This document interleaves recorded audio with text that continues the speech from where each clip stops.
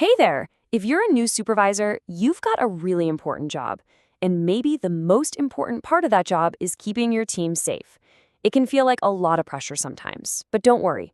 We're going to look at a common safety problem and the best way to handle it. Let's get started. Okay, so just imagine this for a second.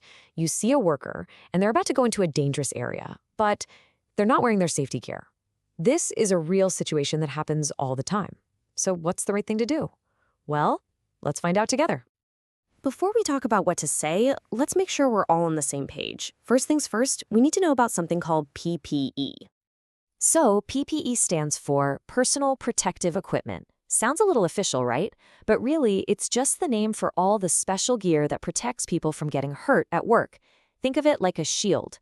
And in a busy place like a warehouse, using the right PPE isn't just a suggestion, it's absolutely essential. Here are a few common types you'll see around. You've got safety boots to protect your feet, a high visibility vest. This is super important so drivers can see you.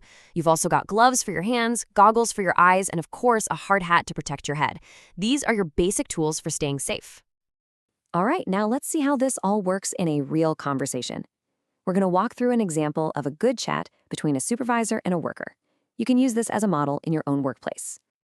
Okay, so pay attention to how the supervisor starts here. He doesn't yell or get upset. He just asks a simple, direct question.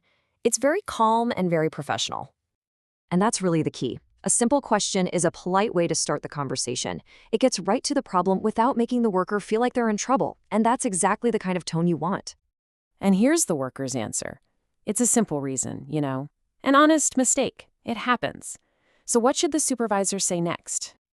See how clear that is? The supervisor's instruction is really simple.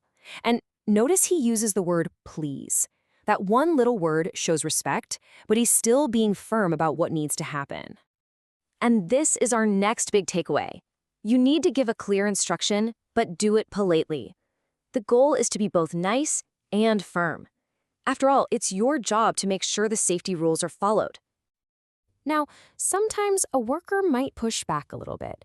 They might say the gear is uncomfortable or they just don't think they need it. A good supervisor is always ready for this question. This is a fantastic answer. The supervisor gives two very strong reasons. First, it's for the worker's own safety. And second, it's a rule. It's the law. This changes it from being about an opinion to being about facts. And this is so important. You have to explain why the rule is there. People just naturally want to know the reason for things. And when your team understands that a rule is there to protect them, they're much more likely to follow it. This is another one you hear a lot. The worker thinks that because it's a quick job, the rules don't apply. But we all know accidents can happen in just a second. And that is the perfect response. It's firm, it's consistent. The supervisor makes it really clear that the rule is the rule every single time. There are no exceptions for quick jobs. Being consistent is what builds a strong safety culture. So the conversation ends on a positive note. The worker agrees, and the supervisor says, "Thank you." Then he repeats the most important message: safety first. This makes things much easier for any future conversations. That conversation was a really great example. So let's break it down into 4 simple steps that you can remember and use for any situation. Okay, here are your 4 key steps. Number 1, ask directly. Number 2, give a clear instruction. Number 3, explain the reason why it's important. And finally, number 4, stay firm and consistent. If you follow this simple method, you'll be able to handle any safety conversation well. And always remember, making people follow the rules isn't about being mean or difficult. As a supervisor, your most important job is to protect your team and make sure everyone gets to go home safe.